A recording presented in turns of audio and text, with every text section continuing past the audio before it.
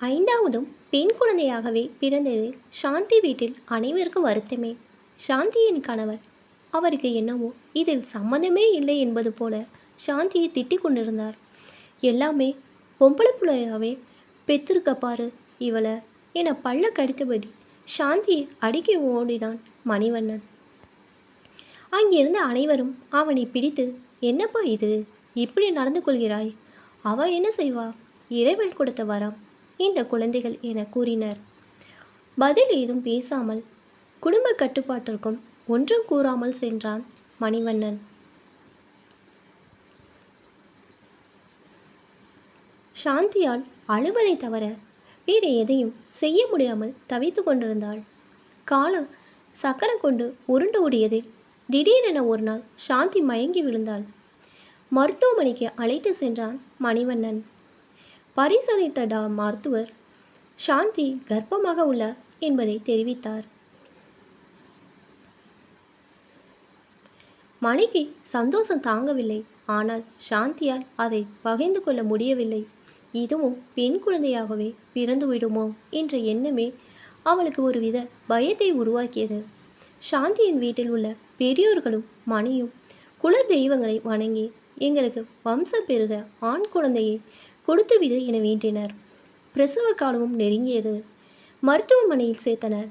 அனைவரும் அவரவர் இஷ்ட தெய்வங்களை மனதில் நிறுத்தினர்.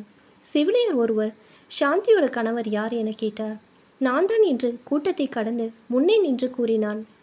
உங்களுக்கு ஆண் குழந்தை என கூறிவிட்டு செவிலியர் சென்று விட்டார்.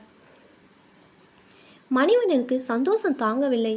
வேகமாக சென்று வெளியில் காத்திருக்கும் உறவினர்களிடம் கூறிவிட்டு மகிழ்ச்சியின் உச்சத்திற்கே சென்றுவிட உறவினர்களும் சந்தோஷத்தில் திளைத்தனர்.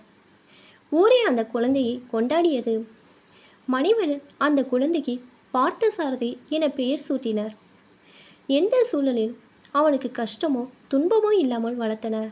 அதனால் வளர்ந்து வாலிப பருவம் அடைந்த போதும் அவனுக்கு வீட்டு பொறுப்பும் வெளி உலகும் தெரியவில்லை.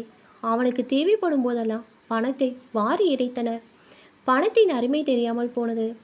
நன்றாகவே படித்து பட்டம் வாங்கியும் பார்த்தசாரையால் வேலை செய்வதில் ஓரிடத்தில் நிலையாய் இருக்க முடிவதில்லை.